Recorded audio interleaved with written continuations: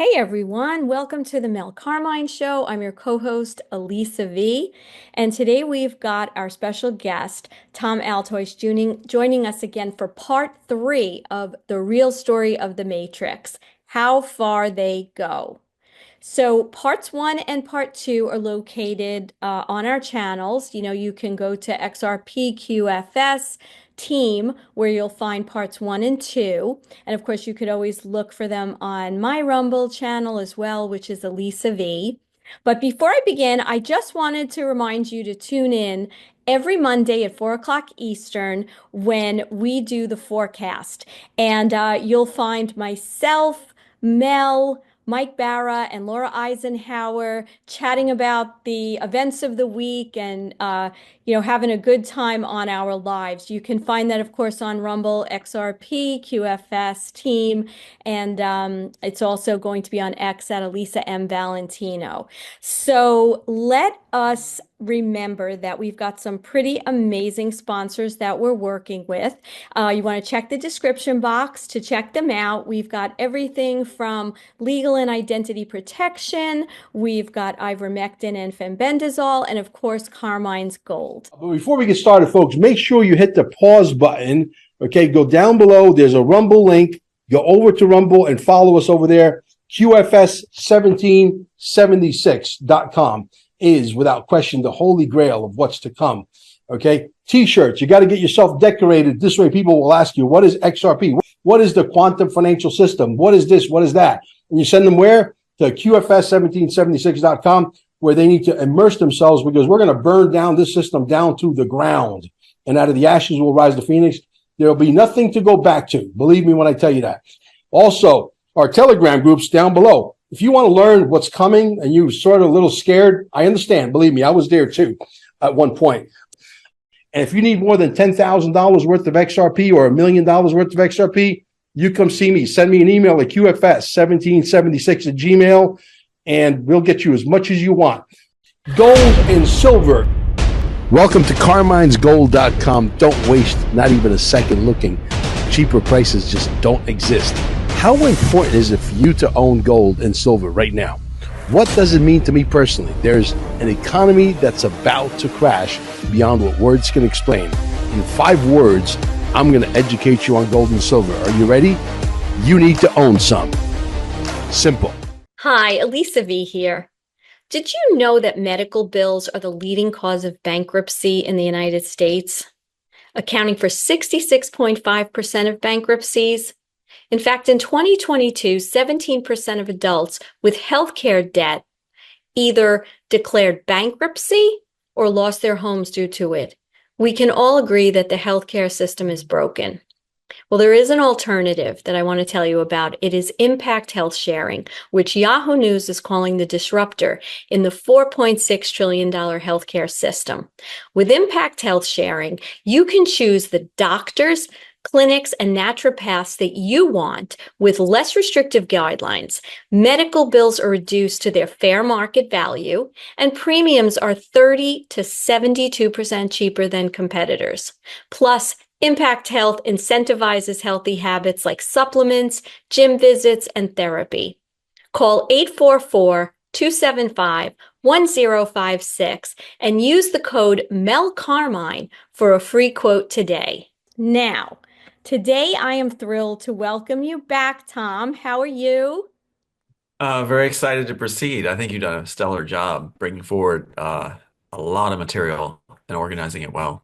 Oh, well, thank you. Well, it's a team effort here. Obviously, you're the one who has all the information and the experience. And I do hope that you guys have all tuned in to part 1 and 2. We have really tried to make this move along so that it all kind of moves forward from beginning to end. And, what we've got is we've been talking about how the Matrix movie, which many of us, most of us are aware of, was stolen from Tom's original screenplay, The Immortals. And in part 1, we took a look at your background, Tom, and how you came to create the screenplay, as well as the harrowing events that led up to writing it. In part 2, we focused on the steal, which is how it was stolen and the way changes were made to the screenplay, to what people now know as the Matrix. And today I want to focus on taking a little trip down the rabbit hole of how far they go when they want to silence someone and create the narrative that they want. So let me just do a kind of a quick recap on everything that you've shared so far. So you were born into a family that pretty much put you on the radar of some unsavory groups. And as a result, you were groomed to be part of their world. When you refused to go along with their way of doing things, which included things like sex rings, which you went into some really good detail on part one, you were now marked as an enemy and they pretty much set out to destroy you. Is that right? That's very much so. Yes. Then they stole your script, the Immortals, which whispered the truth that you knew, and through the story, you weaved in a lot of this information, if you will, and they then took this and turned it into a movie with changes that both destroyed the integrity of your original story and also included some pretty sadistic hidden messages that both that were meant to kind of mock you as the creator. So, additionally, you endured their attempts to destroy you through turning your children against you, alienating your fiance, and of course, most harrowing, murdering your sons. So today I would like to get into just how far they go to protect their world and eliminate those that they deem as an enemy. All right, so let's start out with going a little bit deeper. Who is involved and how do they handle and target the authors? Because this is what you've pretty much been the victim of. And I know you don't consider yourself a victim, but you were the target of them doing this too. Yeah, the more money your intellectual property is worth or valued at, the more they'll apply their groups involved, all their hands in it. And that's why in our situation, everybody was involved. All the different facets came out. So we really get a good snapshot of what the cabal is comprised of by looking at this particular case and situation and how they handle it in the courts. But yeah, in our situation, they applied their top people and they applied all their tactics right out of their playbook. And we're able now to decipher that playbook. Being a writer myself, even TMZ, the one correspondent at TMZ owned by Warner Brothers, that newspaper, said, to me, yeah, you were smart enough to write The Matrix, you're smart enough to follow the trail. So my responsibility became having to lay this out, track it, make it palatable. Beyond writing a screenplay, I had to actually lay out their playbook. Okay. And just again, because I think it's hard for just the average person who isn't in that world and doesn't understand how it operates and hasn't been victim, fortunately, to their tactics. Once again, what's the end goal here for them? Why were you targeted? And what is their reasoning for wanting to take over this script and make it what they want it to be? Such a great question. The main core, as they say themselves, right from the Disney lawyer on tape, was it's about power. Now go another layer under the power. That means money and influence. So with intellectual property, even the Zionist manifesto talks about, the one big threat to the Zionist group is an author who might catch the hearts and minds of the public and one person could steer a different timeline, could totally create another timeline, especially with associating with other good people. So that was the biggest fear of the cabal, if you will, is influence wielded by a successful or popular author. That really comes down to art really is the power of the pen. And that's actually in the screenplay with the silver pen, which is in Neo's possession, the original work, in the architect's hands in the stolen work. I think that's very symbolic that they handed over to the architect in the stolen version. But that's really what it is. Influence, money, power. That's it. That's the crux of the reasoning. And because you were already on their radar and they understood, the gift that you had, as well as the insight into that world or their world, they had to take control of that so that they could reinvent it or turn it in a direction that worked for their narrative rather than what you were trying to bring forth as a truth.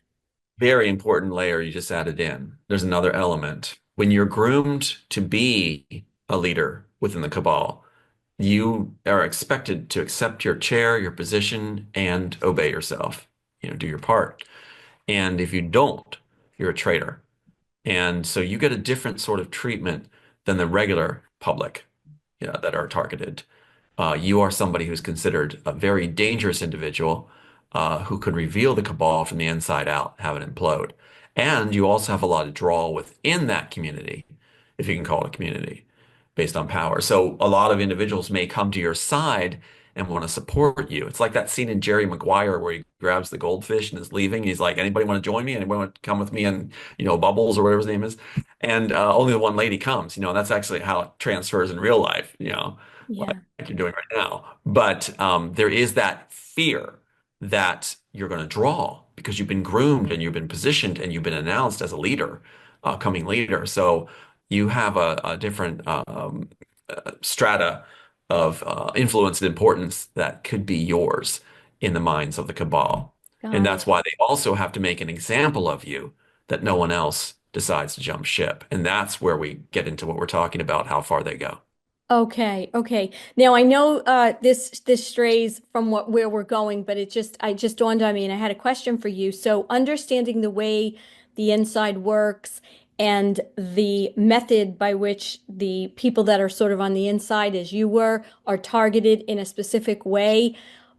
If we look at people that are not in that world, who haven't been groomed, who haven't grown up in that community, for lack of saying something else, they have different tactics than, say, for the average person who doesn't come from that world, that they implement for them. Is that right? To have that same control and power? Absolutely. Also placed in the matrix. What you have in the matrix is the agents runabout, right?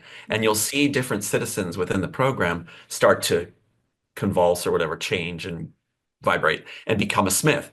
That is actually what they do. They draw upon those outside of our situation we're discussing right now and employ them to take on top targets that have been groomed, like myself.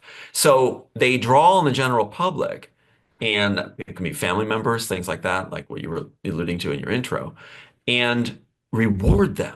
You get honors and rewards if you're invited inside the cabal to benefit from it. And it's they pride themselves that it works basically every single time. And the go-to delivery boy for that invite is often the FBI, because the FBI works with Hollywood, and the FBI is able to wow and woo General Joe Public and Joanne Public by saying, you'll see these messages sent to me that I have from text messages, from all kinds of things, where emails where people are saying the FBI came to my house on a Saturday and they want me to help them. They're all almost giddy about it. And Yeah. they're telling me that this happened and they Like it's switch. a level of status almost that they've been Yes. given. Yeah. Okay. Yes. That's a tactic right there in the playbook. Okay. Okay. And so if I just, average schmo comes up with a screenplay and I decide to go to Hollywood to sell it, are there tactics that are used as on me as an outsider to control me? Because obviously, as an outsider, I don't understand, know, or am familiar with what's really going on. So I'm just naive, and I'm gonna think that my talent alone and the goodness of my work and what I do is going to be what's going to get me in the door and is going to make me successful. But that sort of has a little pivot to it as well. Is that right for kind of the average person? Absolutely. You got to think of it as keeping at arm's distance. A lot of the studios now have closed their doors to hearing about work. They'll say they don't take unsolicited work, right? So that's one of their big defenses now when they steal stuff. So what they do instead is, let's say you have a screenplay, and through surveillance and other things, they find out you have a pretty good idea. So what they'll do is they'll send somebody your way who's part of the studios, but not acting in an official capacity. And they'll sit down with you, maybe over lunch even, to sweeten the deal and make you talk more. And so over lunch, they'll say like, so what is your idea? You start sharing your idea and it's like, I'm going to push this through. Then you don't hear from them again and your work is laundered. And they'll say that it wasn't solicited by the studios. You simply were talking, maybe not, maybe so. but it was not an official capacity. Therefore, they're not lifting your work, although they are taking it. Wow. Wow. Okay. Wow, that's an eye opener, right? Because I think a lot of people are naive, especially, young people, right? That are going to school and they're trying to hone their craft, and then we have this false sense that it's all about luck and being in the right place, and you just have to be really know your craft, and you'll make it. And I think what we're learning, not only through stories that you're telling in your story, but just in general, as the truth is coming out with these bigger agencies, just um, how very crafted it all is.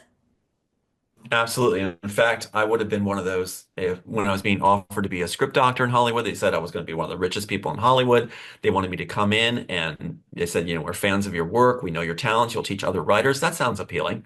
Yeah. But I would be over those that would be coming to talk to you, that would be, laundering your ideas. And it's my job to help steer on how we can craft it into successful films without you getting any credit.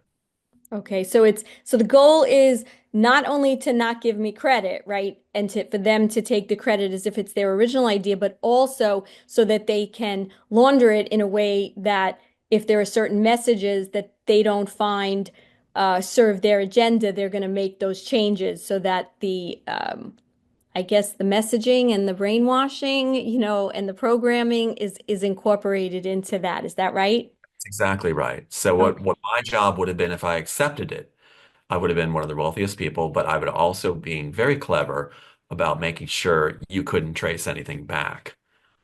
So that's what, it would just be like I would take it and I would also compartmentalize it where I take pieces of it and put them in different projects I'm working on. And that way you can't pinpoint one project where your work is stolen. I would take the ideas that are clever from you and then scatter them like salt on the ground. Wow. Wow. Very, very insightful and kind of disappointing to say the least, right?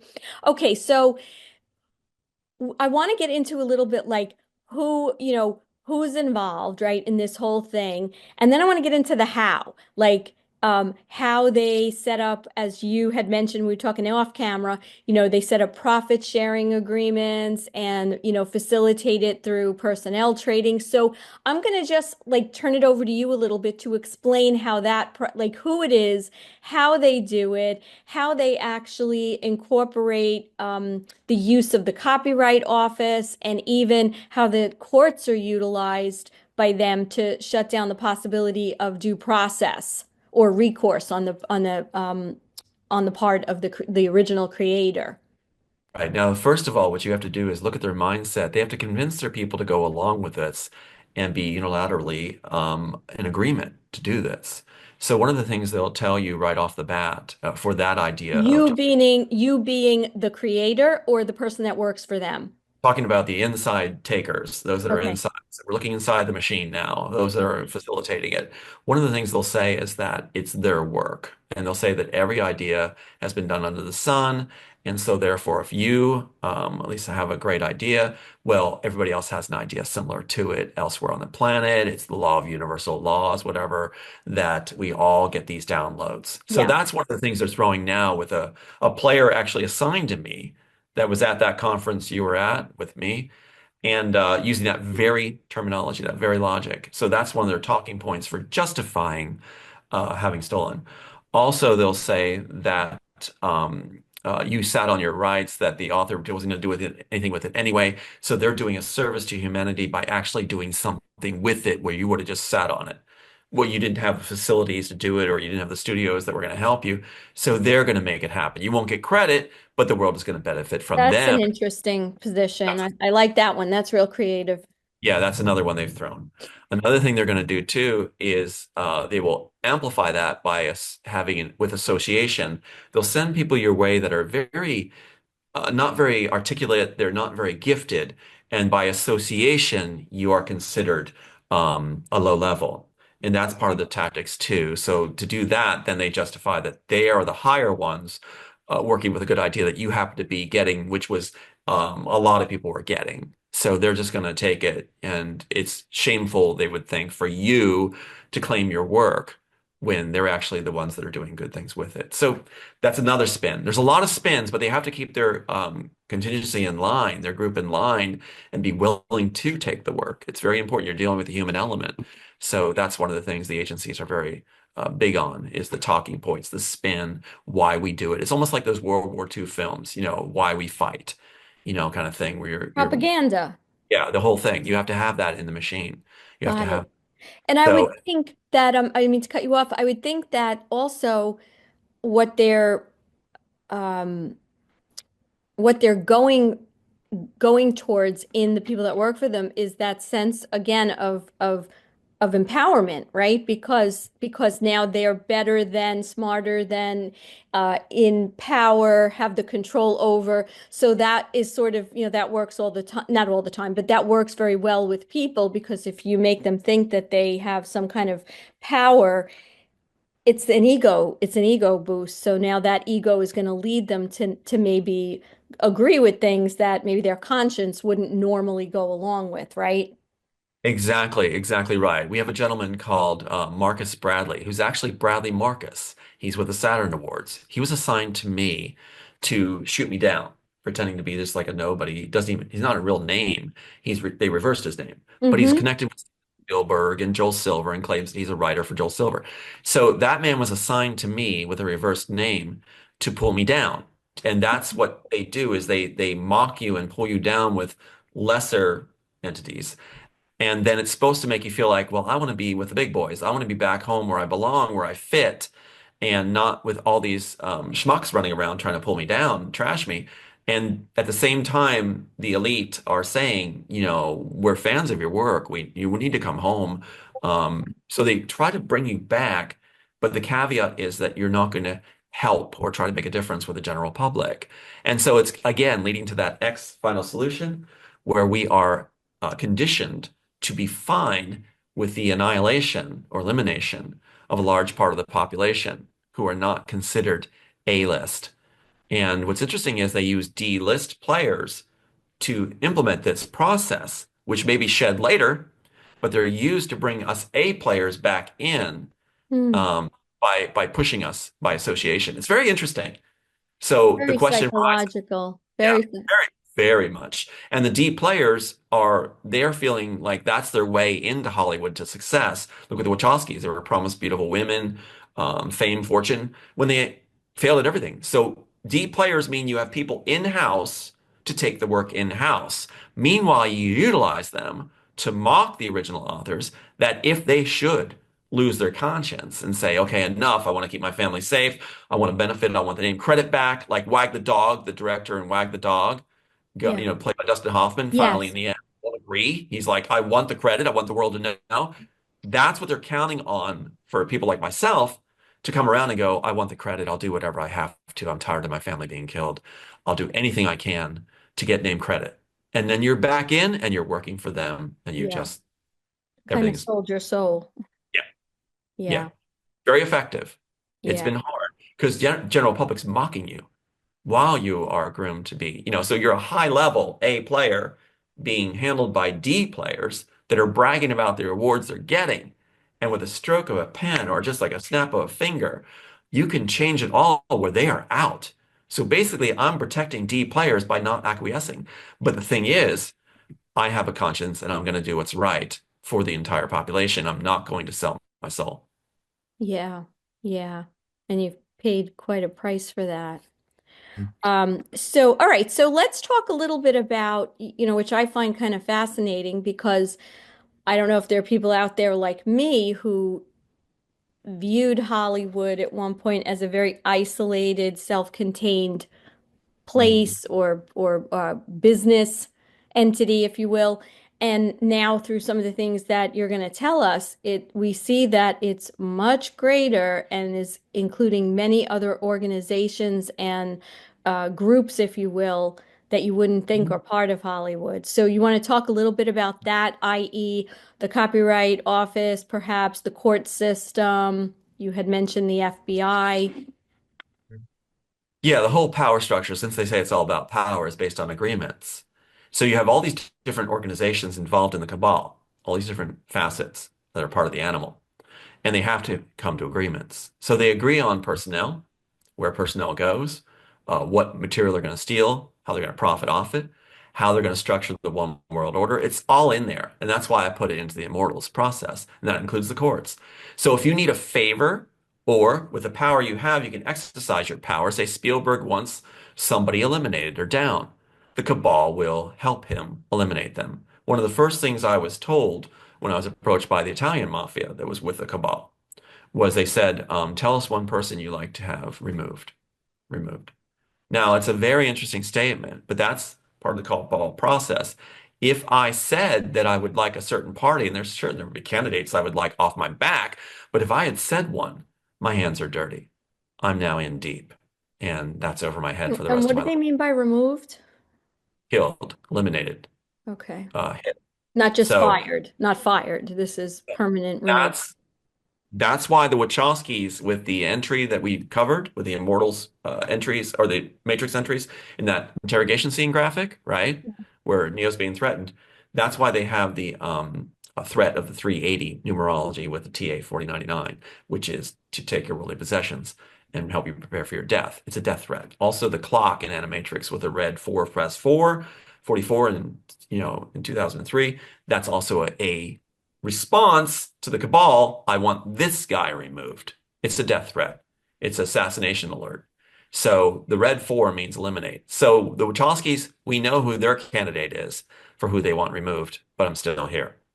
So there's some frustration in their camp. And that's probably why Andy hasn't appeared in the latest films. But as far as the courts, yes, we look at Bush, former President Bush, the younger, and he was associated with Pat Robertson. Well, the Law and Justice Center from Pat Robertson is considered at the time Bush's in presidency as his dream team. Newsweek called it on the cover, dream team. So they're the ones that appoint Gary Klausner, first appointee to the district courts, to be ready to rule in Robertson's favor, no matter what the evidence is. And you Remind have Bush. everyone who, because you mentioned that in the previous one, just remind everyone who he is again. Gary Klausner is the attorney or judge they assigned at the Hollywood courts to throw our case to make sure evidence would not go on record. And he was appointed by Bush and Pat Robertson to do so. It's part of that art of war. So this guy was put there specifically to make sure no due process would occur. And he did his job. He did his job. Robertson said that he wanted that to happen so he would no longer be a second-class citizen, Pat Robertson himself, the televangelist, that he would get rulings in his favor. So it's not about evidence at all. It's about doing the summary judgment scheme where you block all evidence and then claim a summary judgment. Summary judgment is hard to get. You have to have no tribal issues whatsoever, no matchups, no inserts, nothing. You have to have it so it's just a futile to even go before a jury with even one element showing. Well, you've shown that there's tons of things that are blatant. There's no way it should be a summary judgment on our situation, except if you're bought and handled. Okay.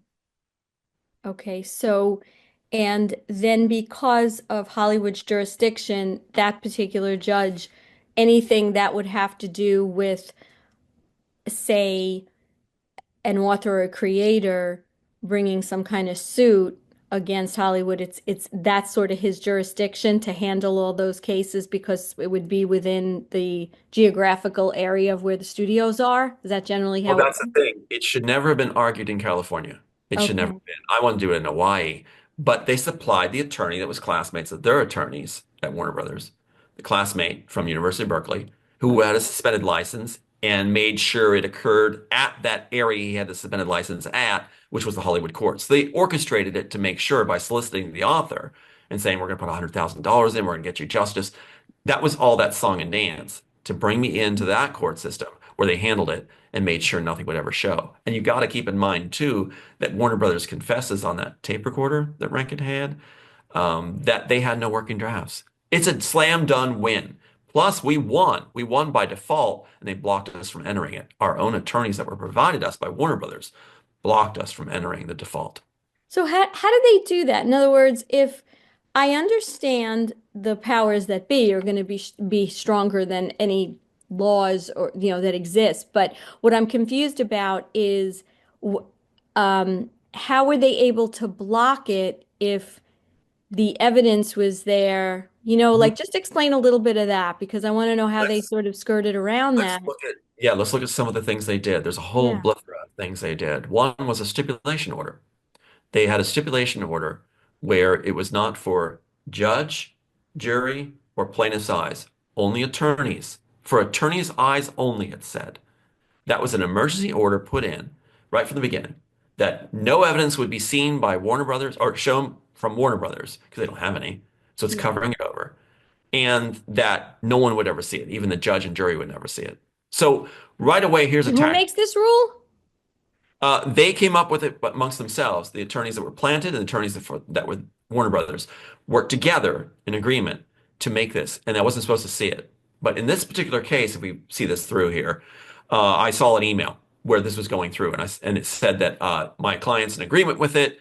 The only thing was the concern about, for attorneys' eyes only, but I think it's fine. We understand we're going to push it through.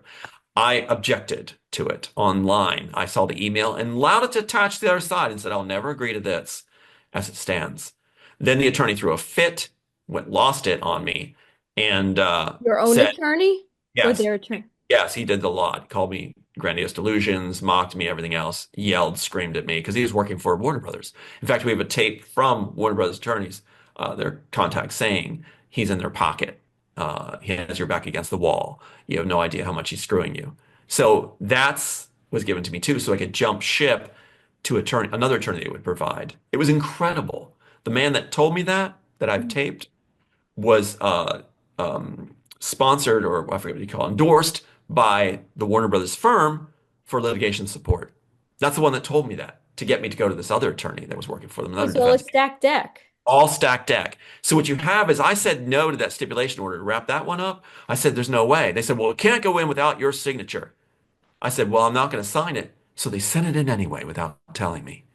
And it says They on the forged it? form, yep, they pushed it through anyway, and said that I was pleading that this would be agreed to. The plaintiff is begging that a client that we agree to Warner Brothers never showing evidence for attorney's eyes only. Unbelievable. So I found out because the attorney that was planted, Tony Rankin from Maui, they're classmates with them, contacts me after the fact and says, they ruled mostly in our favor. They ruled mostly in our favor. You sent it in? Yeah. So these tactics are employed. That's why they said they're bragging about my back against the wall. And the fact that they brag about winning this thing when they did all these tactics. Another was when he was fired, when Rankin was fired, they had the guy in place to tell me to fire Rankin so they could have the next guy come in who was also a classmate out of University of Berkeley, whose name was Ralph Rios. And they go farther. Remember you said about the children being employed? Yeah. Well, Ralph Rios had a nephew who then at the same time is coming into my life to handle and make sure the case is fully thrown, is sending his nephew to court my daughter, and she marries into that family, the Rios family that was throwing my case. She's married to them, has a baby I'll never see, and has cut me off completely, trash me all over the line because the Rios family brought her in, the ones that finally threw our case. That's how sick this is. And Ralph Rios was sent a letter from Tony Rankin. Tony Rankin sent Ralph Rios a letter after Tony was fired. He sends a letter reminding him he's part of the conspiracy and that he better not help Tom Malthouse and better talk any attorney away. Any attorney that wants to work with Tom Malthouse, he should send to Tony Rankin so Tony Rankin can talk them away. And he's reminding him he's part of the conspiracy with Linda Burrow of Warner Brothers. Isn't that something? And they didn't want to give me that letter, but finally I pushed and pushed and got it. And they called it a settlement letter. ELISA, how is it a settlement letter when you're demanding that your client be dumped and not helped by anyone? And where's the settlement in that? That's a conspiracy letter. Yeah. And that's how far they go. So again, after he was fired, Tony Rankin allowed within half an hour, he contacted his classmate at Warner Brothers, the Right. attorney, and said, you may proceed to summary judgment without objection. That's the only way you're going to win a summary judgment is if you block all evidence of your client. You have to have an insider. And keep in mind, even at the deposition, Tony Rankin had said, I said, we don't have any discovery from the other side. I don't want to have my deposition done if we don't have any discovery from the other side. I've been asking this forever, and here we are years later. He said, well, you'll be a chance to put your evidence on record. Well, okay, I get there, And I hand him the key evidence, the inserts, and the information from the interrogation scene. And he Sure. does this. You hear him on tape, his own tape, going like this. Let's see, blah, blah, blah, blah. No, this is nothing we need to put onto the record, but I'll give it to them so they can have it. Wow. I mean, I have to say, just on a personal note, listen, in my own personal life, I went through a really bad divorce Hmm.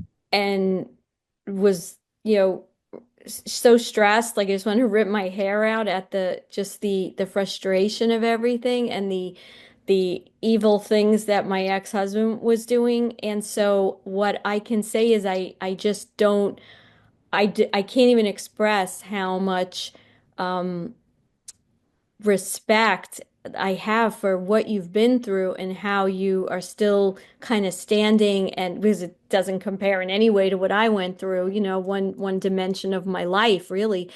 Uh and you're still fighting and you're out there and you're trying to educate and so just really something to be proud of. Now, tell me a little bit about the Copyright Office because you mentioned that as well, and then you mentioned these sort of profit sharing agreements. Like, explain what that's about. Absolutely. First of all, I want to applaud you for your courage too. You have great courage. And you were harmed and you were hurt and you're shining, very sophisticated. Thank you. You're doing the same thing I'm doing. First of all, Copyright Office. Copyright Office, what they do is they have that completely infiltrated. They have their insiders from the studios that are there hired at the Copyright Office. The Copyright Office doesn't do anything about this.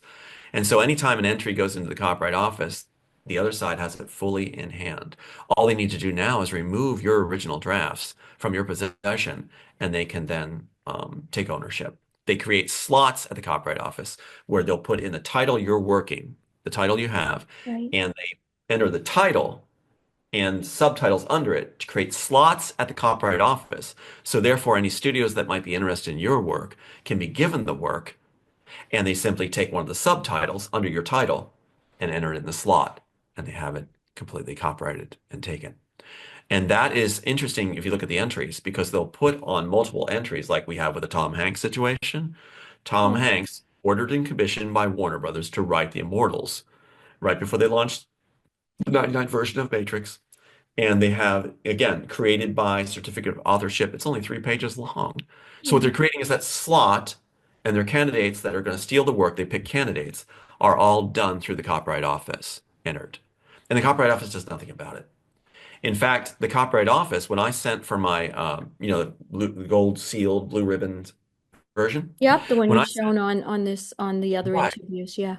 right. So when I sent for that, the second copy of it, I filled everything out properly. I paid for it. It's like $400 and so $460 for that. And so I paid for it because it was that important. And I got a letter back finally after a long time, enclosing just Xeroxed pages all loose leafed with no certification. So I called back and said, "What happened? This has been months, like Yeah. about 6 to 8 months." And I said, "I don't have the gold seal." He says, "Well, you're right. You paid for it, but we're not giving it to you." Just like that, they said we're not Like giving that, it to just you. like that. So I contact the Copyright Office on a bland, like just a cold call, and talk to a representative. And the representative happened to be named Angela Hightower. Angela Hightower said, "I'll make it happen. This is not right." After she had me send the proof of this, she got it through. She made it happen. Within like 2 weeks, it was in my hands. So I have the gold sealed thing, even though Copyright Office tried to stop it. So they're very much in bed with the agencies, the studios. They have all their chess pieces on the board, organized and Hmm. networked. Again, the cabal is multifaceted. The Copyright Office is part of that. Yeah. So, yeah, go ahead. I was going to say, so I guess when it comes to scripts, right? Maybe that, it's probably those departments that receive that to review for copyright filings. It's worked out so that there are, certain departments that know what to do and how to work this, right?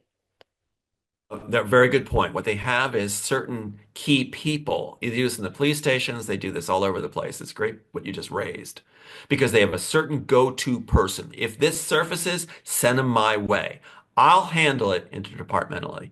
So that particular person is the point person that studios can go to. That way, the thefts aren't so well broadly known within the organization, such as the Yes. Copyright Office and others, or police departments. You have the go-to person that ends up on the phone with you, and that's your handler. That's the one that's going to deal with this particular topic of theft. So basically, you could almost envision, it's not there, but you can envision this. Copyright Office, all the different offices, one office has basically on a door person in charge of handling thefts. Wow. Wow. I'm trying to get my arms around a lot of this. This is crazy. So All now, thought out, all planned out. Yeah. I mean, so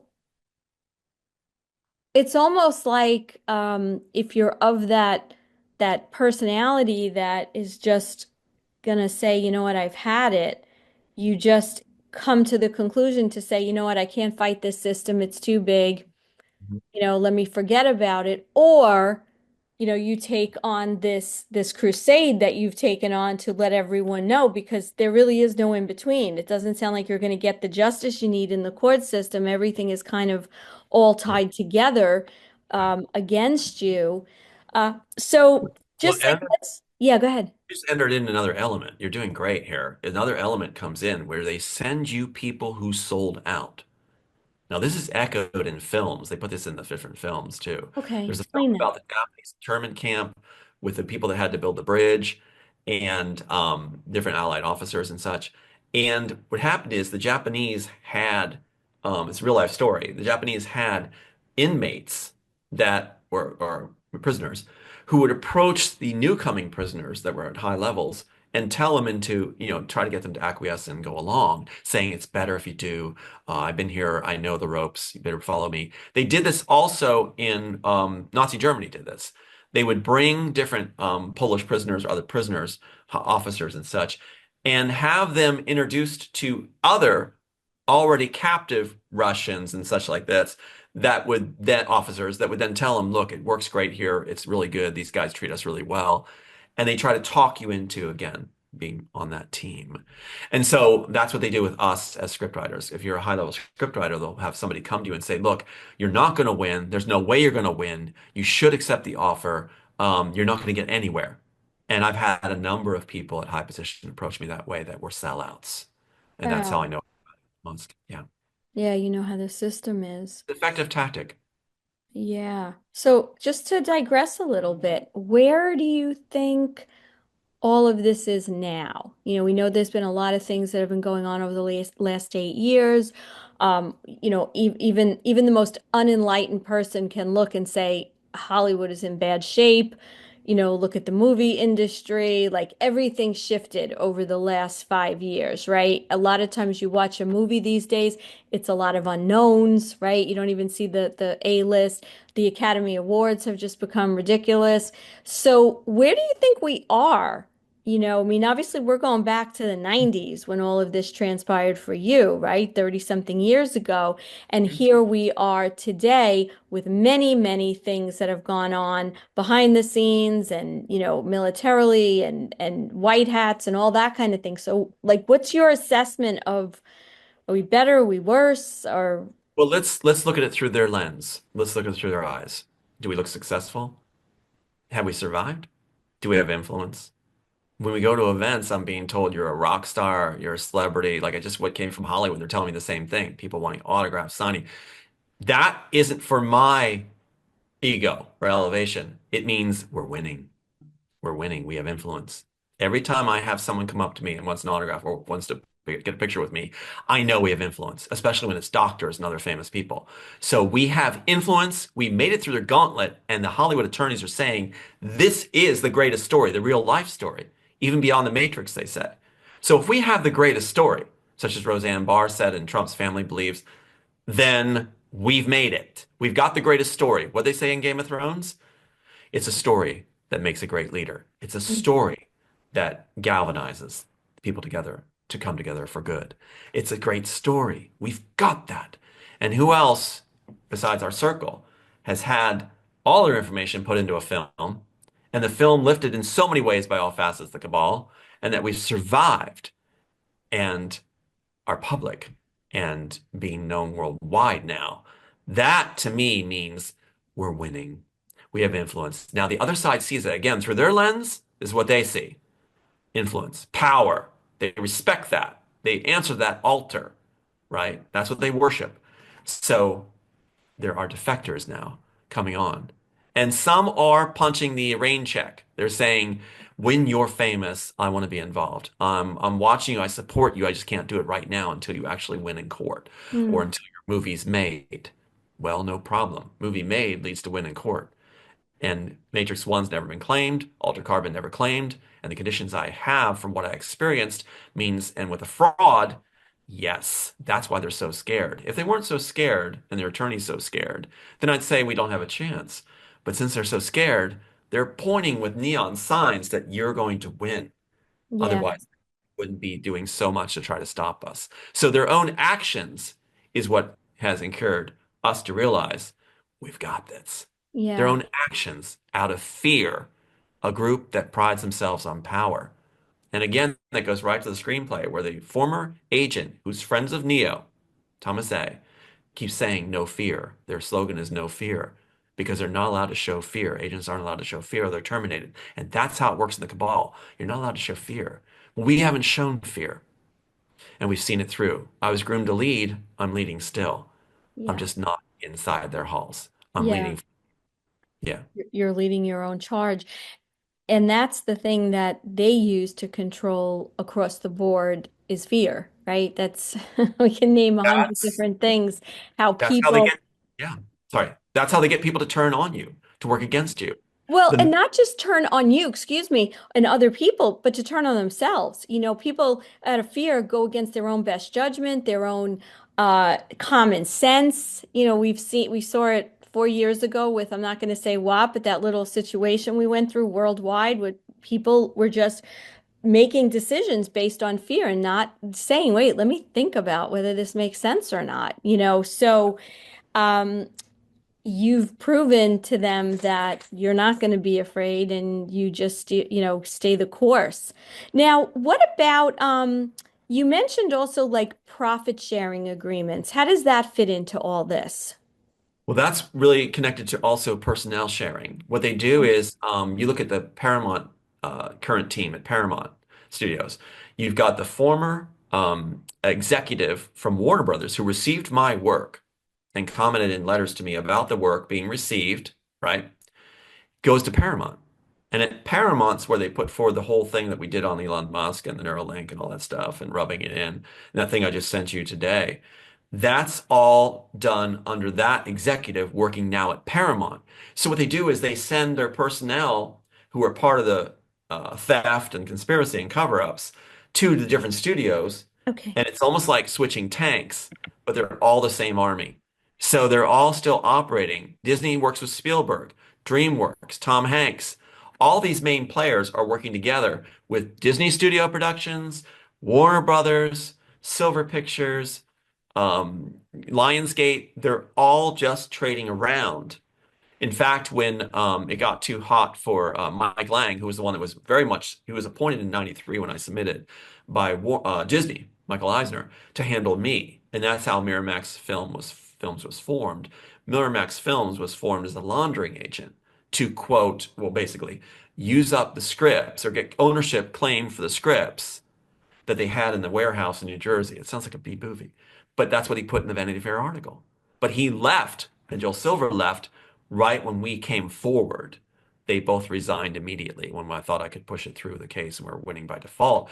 They both resigned their positions, letting us know they were the ones involved. Then you find Mike Lang of Disney, who was Harvey Weinstein's boss, and he's the one in charge of Miramax, jumps from Miramax to Film Tracks, which Film Tracks is made to track the films that they want to get ownership of, and came up with a tactic which ties in: wait till the author's dead, and then claim ownership through the courts venues that you choose, Hollywood courts, and you can claim the work because the author's dead, and then just make some deals with other family members you've been courting up to that point to agree that it's your work. And that's how they've done it. That's their go-to tactic is either kill the author, kill his sons, have him take himself out, or say he took himself out because his sons were killed.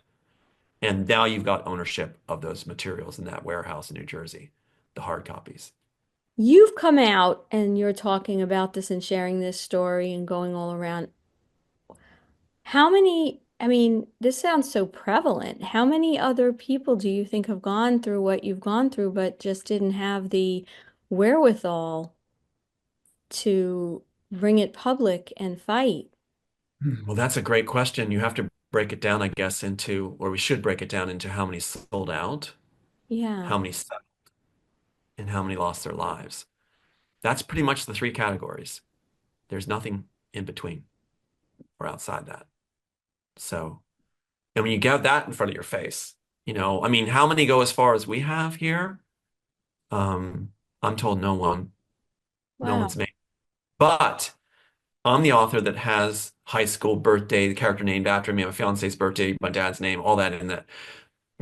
How do you block that? And that goes into even a longer chain of how they did that. But I have that luxury, if you will, to be able to see this through with that proof. Now they're going to shoot that down. What did Tony Rankin say? How do you deal with that? Let's just look at that real quick. Tony Rankin, the suspended license, the one to supply, classmates with Warner Brothers. How do you deal with that? First, during the earlier process, when he's promising all the money and he's going to get a copyright attorney out of his own money that he's putting in 100,000, he never did. In fact, he said one of the agreements they made was that not until summary judgment's done would Warner Brothers have to submit any evidence. What? That makes no sense. But he said to me, these inserts are the bomb we're going to drop later on them. Then he never enters them. And that's why that deposition thing I was telling you about, where he's like, Yes. he says, blah, blah, blah. He actually goes, blah, blah, blah. No, this is nothing we need to. That's when it should have been entered. But he didn't enter it. He kept leaving it out. Then he goes to me later and says this, ELISA. He says, I found out it's just coincidence. What? How? Who? Where? He just leaves it at that. He won't answer anything beyond that. He's like, I found out it was just coincidence. My high school, my birthday, my dad's name, my name, fiance's birthday, marital status, TA 4099, my name across the screen in Animatrix, my clock, birthday on the clock exactly. That's just coincidence, Tony Rankin? Yeah. Wow. Now tell me about because we're actually gonna have to Sure. end soon. And I want you to tell me about the video clip that you sent me, which I'll include, which we've included in the Yeah. video. Tell me about that. Well, let me cap this one part. The other tail end of the other one was that we win in court when we come for fraud later, and they know this. We enter what I just described earlier here. Yes. It's a tribal issue. We win. What you do is you enter that tribal issue in your filing. So we'll file it. We got top people coming on board now. We'll file it as tribal issue. All those inserts, everything else. They already tried to make it so we can't enter it. We can. Now to what I sent you. So that makes sense. Paramount, right? She goes over to Paramount, the exec from Warner Brothers, Pamela Kirsch. She's on the letterhead to me. She's addressing me. She handles me. Then off she goes to Paramount. At Paramount, we're also doing the final deal of entering the Elon Musk credit for Neuralink. It's going to be given by the studios that he can be a D player holding it, right? Isn't that wild? Watch for him to be more and more D playerish. He's going to be much more D playerish very, very soon, right? I just backhanded my phone across the room there so it doesn't ring. So yeah, so he's going to act more and more like a D player and not the scripted version of Elon. So watch for this now as he unravels and acts more and more kind of lower class and not just the polished presence. It's going to be interesting. He doesn't Okay. really run with the big boys. Now, Paramount does this, enters in neural enhancer, which is again claiming this is Althouse's work. And now we're going to call it Neuralink, which will be the trademark, and we're going to let you use basically, right, Elon, if you behave yourself. Otherwise, we'll yank it back. The scene I sent you is with a script page shows that the main Trinity character in the original work takes a blue capsule. Now watch this. She takes it, puts it between her teeth. It can't touch any fluids, else it'll ignite. She allows the guards to pile on her. Neo has been, she had cut out the back or pulled out his enhancer because he had taken on the personification of Smith, and she had to pull it out. He was being Smith-like. And that's used in Sense8. They ripped it off after the case was thrown. So she rips it out. He's a babbling idiot at that point. He's been dependent on Neuralink, our main hero, Thomas A. Neo. And so she then allows the guards to pile on herself by exposing a breast to pile on to rape her. And then she bites down when they got them all there. The first femme fatale. And she dissolves in an agonizing way, and they dissolve in an agonizing way. So the clip I sent you is what Paramount exec did to mock this, to quote, use up the story. It's supposed to irk the author into feeling helpless that any idea he has will simply be laundered. There's nothing he can do about it because his case was thrown. So that's what they're doing is piling on the most important scenes. This is a very important scene, very emotional scene Yeah. tied to my own life. And so they show in the clip I sent you in Paramount's version of Star Trek Discovery, where they have Elon Musk High School and all that stuff. They have her take the pill from the character Mud. She just goes like this, takes the pill, smiling, puts it between her teeth, and then goes like this, really overdoing the bite down. Yeah. Then they show her standing like this going, and she blue dissolves. Yeah, she dissolves. And look at that script page there too. Mud says this. After she dissolves, Mud goes, that was new. See? Using up the rest of the story. That was new. Now you can't use it again because we used it first. Oh, wow. That's why that's there. Very shrewd move by Paramount, by Warner Brothers. Again, transferring personnel over to. Yes. Wow. Oh my goodness. This has been such an insight. Well, listen, I can't thank you enough for, just going through the whole story from beginning to end. And we know that you are continuing to fight this battle and move forward. I hope that, this interview that we did in the three parts is able to actually lay it out in a very methodical way for people to understand exactly how this system has worked, how it's affected people like you on every level of your life, and how we're all looking towards the future for this to be cleaned up and for creative people to be able to just be creative people and be respected and honored for what they do. Well, I appreciate what you're doing, and I got to tell you too, being on this end of it now, having A players like A gifted people coming up at conferences and things like this, meeting you, Mel, others, and like David from LA conference I just came back from in Hollywood, coming up and saying, you're a hero, things like this. This counters the D players that are supposed to minionize and pull me down, and there's no contrast to the D players and the people that are actually gifted coming up now saying, well done. So I feel like I'm in the fold now of the good people at the top creatives, and I include you guys in that. And it's a wonderful world to be with you guys out of this. And it makes the others sound like just distant rabble and noise. So I'm excited to see it through now, where it's almost like the end of a run, a race where you've been running across country, and suddenly you're coming down to the final chute, and the line's in front of you, and people are cheering on all sides, and you just feel like you're being carried across the line. That's how it feels. I just feel like I'm being carried. Oh, that's great. Hopefully the tides are turning now and there'll be some justice for you. Obviously, it's not going to change the losses you had, but at least you'll have put in a fight that has victory at the end of it.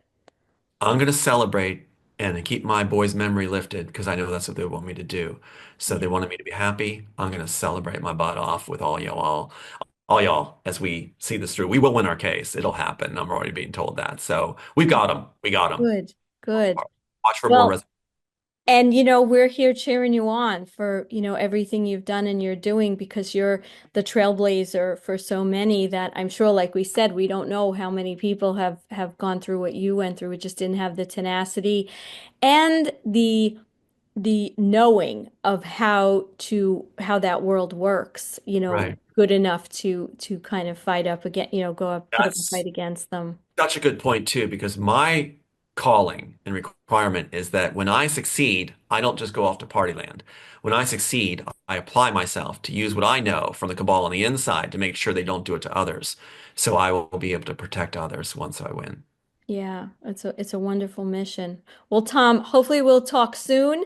Thank you so much. And we want to do some kind of an update story in the future when you've got some, to be continued on where this is going so we can update everyone with it.